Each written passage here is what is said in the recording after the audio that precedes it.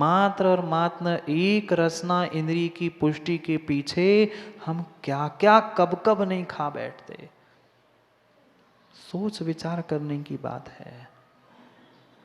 गहरी बातों को आचार्य भगवान ने समझाया है कि अगर रात में कोई माना कि भोजन कर रहा है, जलपान भी कर रहा है, कुछ कर रहा है, और कोई छोटा सा जीव चला गया तो क्या मांस खाने का दोष नहीं लगेगा?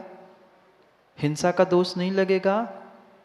फिर तो जैसे ही सूर्यास्त होता है, सूर्यास्त के पहले से ही जैसे ही वो धुंधला प्रकाश होने लगता है, सम्मूर्छन जीवों की उत्पत्ति होना प्रारंभ हो जाती है। छोटे छोटे छोटे छोटे वह आंखों से नहीं दिखने वाले भी जीव उत्पन्न होने लगते हैं।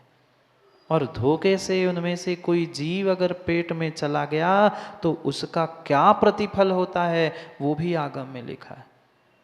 ये आज इतनी बीमारियां, इतने सारे वह पेशेंट, वह जाके देख लो अस्पतालों में लाइन लगी है। क्यों? क्योंकि भोजन पे, इस जीवा पे, इस रसना इंद्रिय पे कंट्रोल नहीं है। अधिकांश बीमारियां कहीं से होती है तो पेट से शुरू होती है।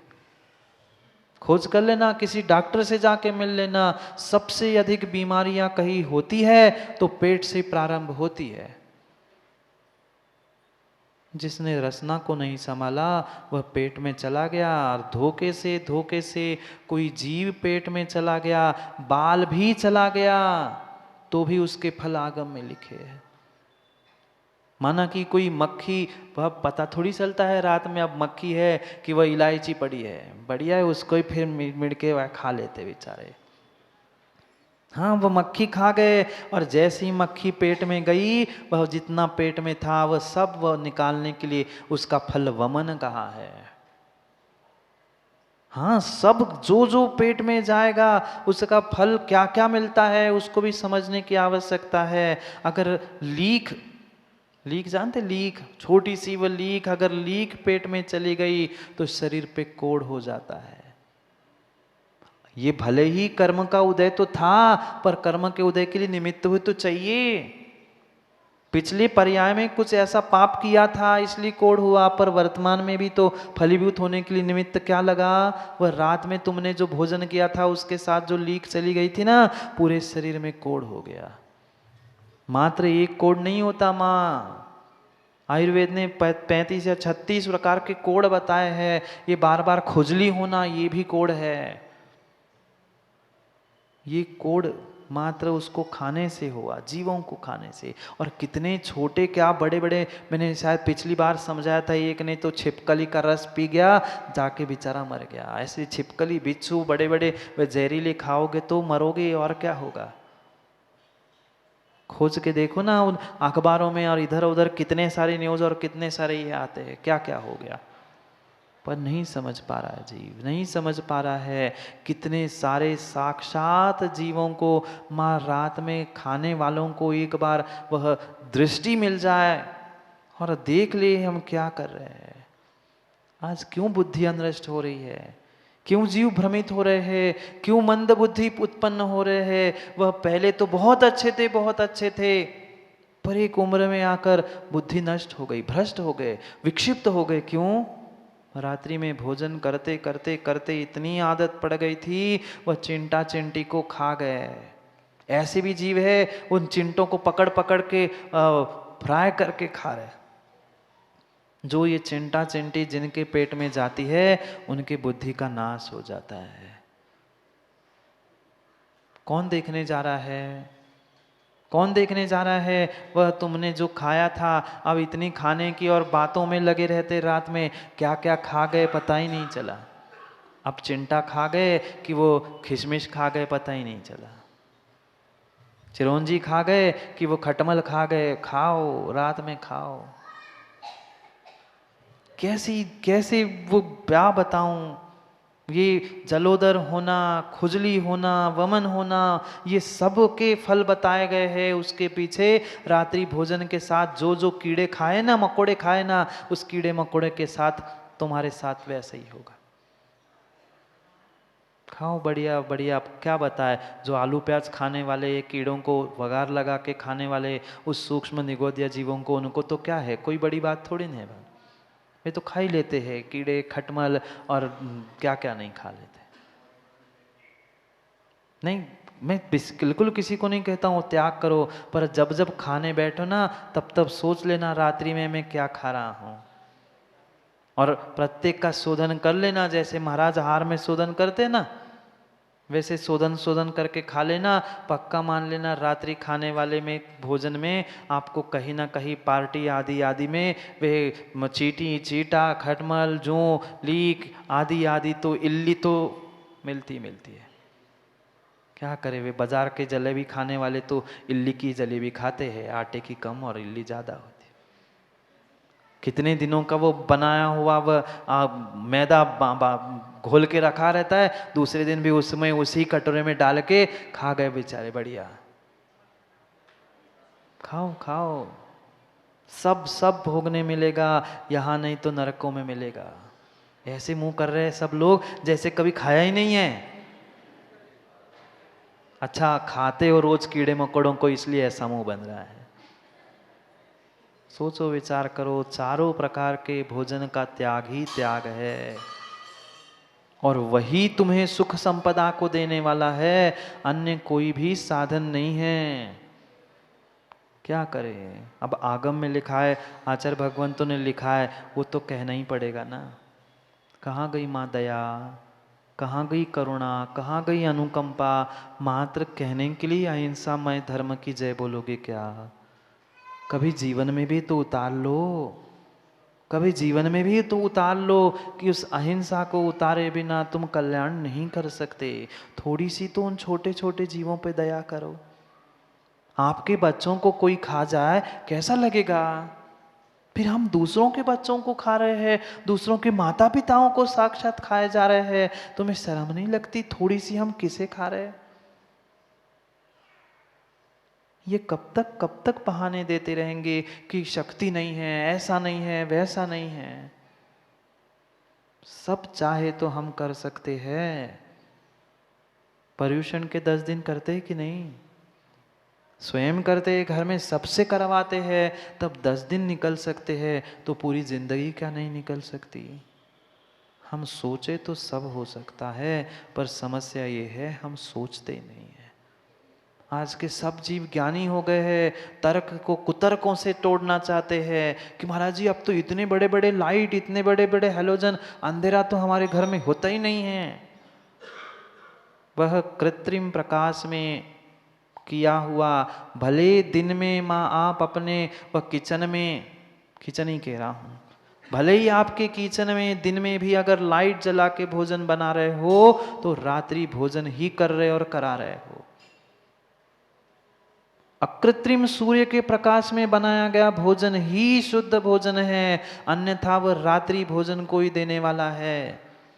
क्योंकि जहां लाइट लगी वहां जीवों की उत्पत्ति हुई, इसलिए वो सब भोजन रात्रि भोजन है। और उसके साथ जो जो कीड़े जैसे जैसे जाए जीव जाते हैं, वैसे वैसे ही उस प्राणियों की हिंसा करके करते हम नरक निगोद की व्यवस्था बनाते। इतना ही नियम कर लो, इतना ही नियम कर लो कि कुछ समय के लिए रात्रि भोजन नहीं करेंगे। कुछ तो सीमा बना लो, कुछ तो सीमा बना लो। वह समय का नियोजन किए बिना काम नहीं बनेगा। जो रात्रि भोजन त्याग करता है, वर्तमान में उसका प्राणी संयम तो हो ही गया। 2 प्रकार के संयम, उसमें से प्राणियों का संयम तो उसकी रक्षा तो हो ही गई। करुणा भाव, दया भाव, अहिंसा भाव हो गया। वह तुमने धर्म का पालन किया और वे कीड़े मकोड़े पेट में नहीं गए, वह तुम्हारे स्वास्थ्य का लाभ हो गया। एक साथ कितने फायदे हैं, पर हम सोचे समझे तब ना। और रहस्यपूर्ण बात कह रहे हैं अगले श्लोक में, पढ़ते हैं शिवकुटे स्वामी क्या कह रहे हैं। छत्र चामर वाजीभ रथ पदति संयुतः विराजन्ते नरायत्र ते रात्र्याहार वर्जिना। पढ़ो एक साथ।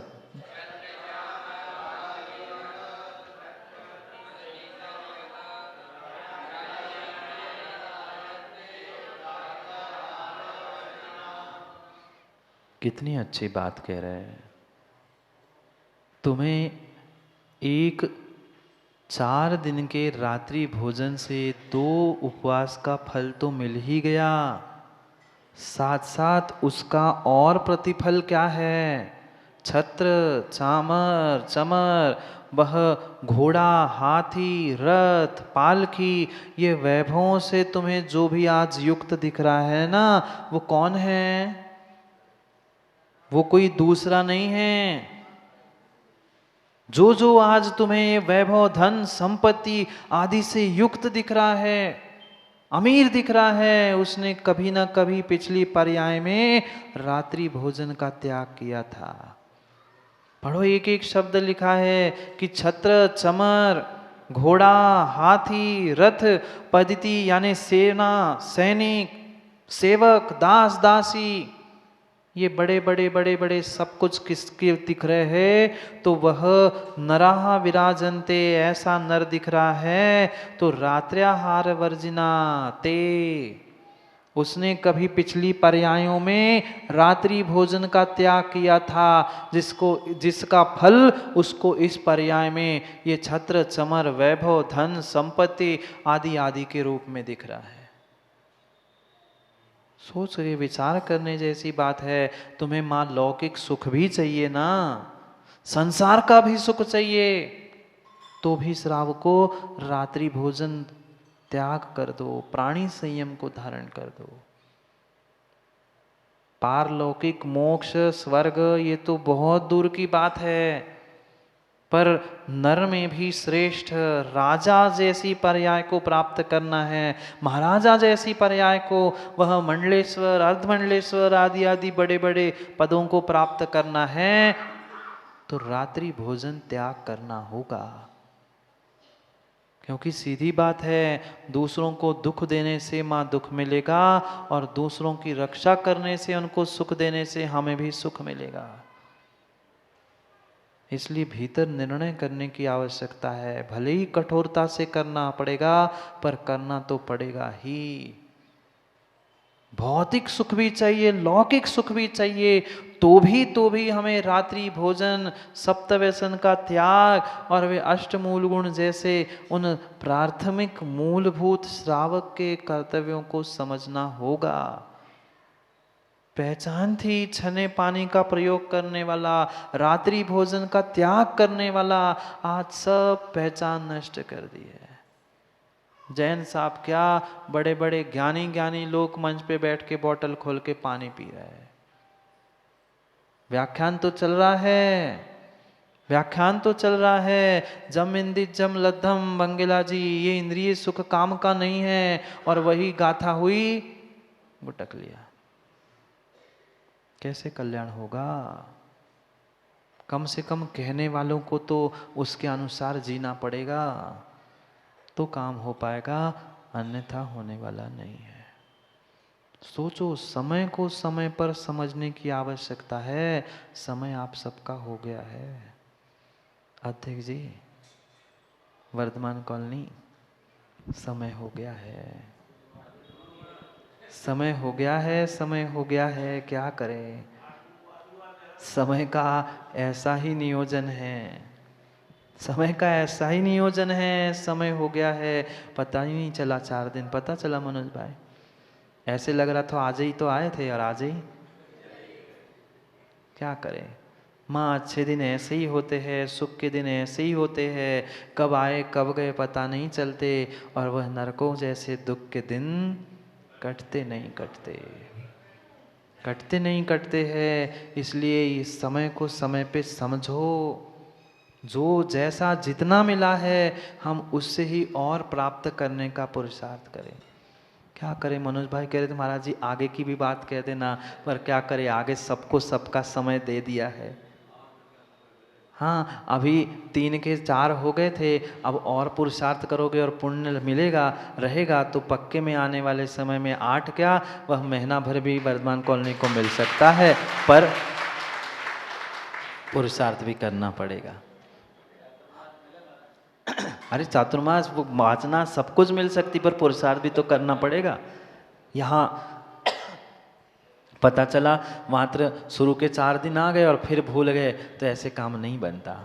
इसलिए पुरुषार्थ करने पर ही, समय का नियोजन करने पर ही हमें सब कार्यों में सफलता मिलती है। इसलिए जो पुरुषार्थ सबने मिलके किया था, वह जितना ही अभी वर्तमान में पुण्य था उतना मिला, और पुण्य गाढ़ा करेंगे तो और भी सानिध्य मिलेगा, क्योंकि वे तो समय का नियोजन करना है।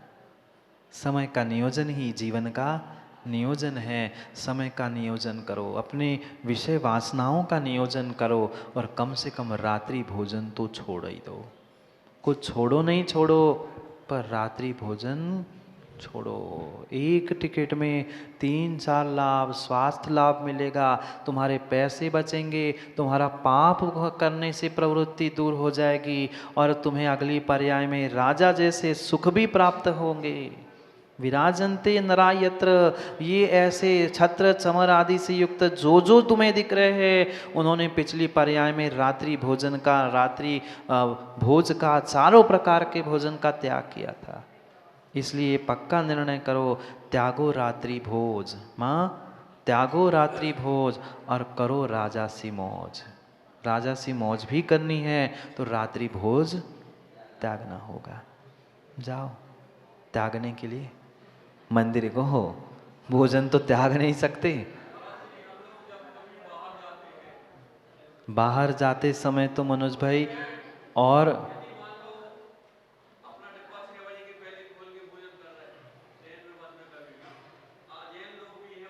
यही तो प्रभावना थी। व्यक्ति मनोज भाई ये सोचता है कि मैं ढोल ढमाके से अपने धर्म की प्रभावना करूं। ढोल ढमाके फोड़ने से धर्म की प्रभावना नहीं है। तुमने बाहर जाते समय कहीं वह छन्ना लगा के पानी छान लिया, और उस भोजन करने से समय, अंथों के समय में शाम होते ही तुमने डब्बा निकाल के भोजन किया, तुरंत समझ जाता है हो गई जैन धर्म की और जैन तीर्थंकरों की जय जयकार प्रभावना। ये है सच्ची प्रभावना। पर व्यक्ति समझता कहाँ है? मात्र बहिरंग रूप से प्रभावना नहीं होती, यही सच्ची प्रभावना है। इसलिए कम से कम रात्रि भोजन का त्याग कर लो, दिखाने के लिए नहीं, पर अपने आप को समझने के लिए और समझाने के लिए। समय हो गया है, अब तो नन्हे पंडित जी भी खड़े हो गए, तो अब तो बंद तो करना ही पड़ा। हाँ, उनको भी समय दिया है, तो समय को पुनः समय पर समझने के लिए समय पे मिलते हैं, क्योंकि समय पे किया गया काम समय को दिलाता है। बोले भगवान महावीर स्वामी की।